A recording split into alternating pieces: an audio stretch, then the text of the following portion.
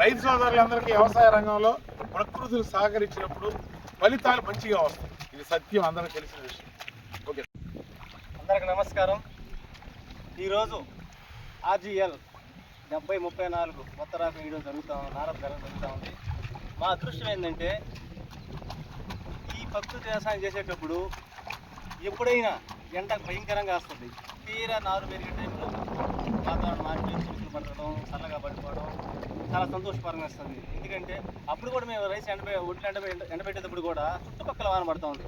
కానీ మాకు పడల భయంకరంగా ఎండ కాసింది, రైసు ఎండబెట్టి సూర్యుడు జరిగింది. అదేవిధంగా ఇప్పుడు కూడా నారు పెరగతనం ఈరోజు వాతావరణం మారింది, చినుకులు పడుతున్నాయి. చినుకులు కడిగి నీట్గా ఉంటుంది, చూసేవాళ్ళు చాలా ఆనందంగా ఉంటుంది. అది ముత్యాలలాగా పడుతుంది.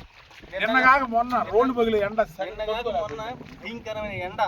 ఆ ఎండలో నేను మళ్ళీ తిరగడం వల్ల కొంచెం నాకే బెట్టగుట్టి 24 గంటలు కష్టం చేసి నాకే బెట్టగుట్టి పనికి కూడా రాలేకపోయాను. నేను అంతా బెట్టగుట్టి ఈరోజు ఎక్కడ వాతావరణం ఏంటంటే మా హర్షాబాబు ప్రకృతి వల్ల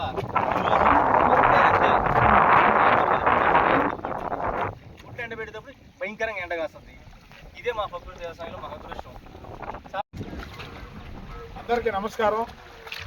ఈరోజు RGL 7034 కొత్త రకం. ఇది రాఘోల్ పరిశోధనా కేంద్రం నుంచి శ్రీకాకుళం జిల్లాలో ఉంటుంది.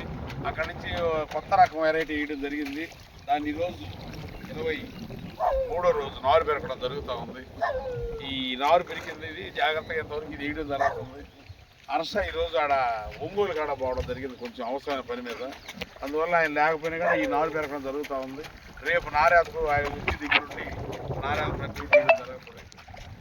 ప్రతిదానికి మనం వీడియో చేయడం ఆనవాయితీగా ఉంది. ఇక్కడ ఏం జరిగిందని చూసేదానికి బయట మంది పట్టు చూస్తూ వీక్షిస్తూ ఉంటారు. వాళ్ళందరికీ కూడా కృతజ్ఞతలు, ధన్యవాదాలు.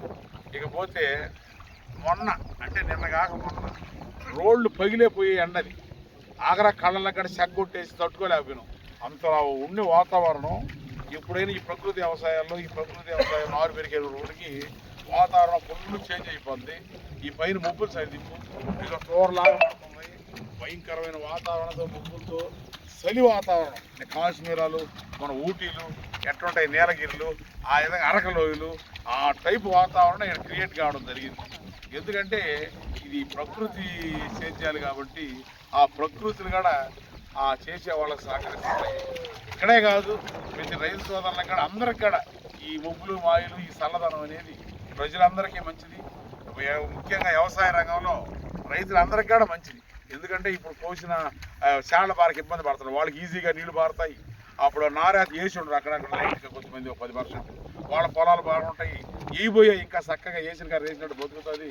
అన్ని విధాలుగా ప్రకృతి సహకరించినందుకు సంతోషంగా ఉంది. ఈ విధంగా ఈ RGL 7034ని ఈరోజు పెరగడం జరుగుతూ ఉంది. ఇది ప్రక్రియ. Okay, thank you.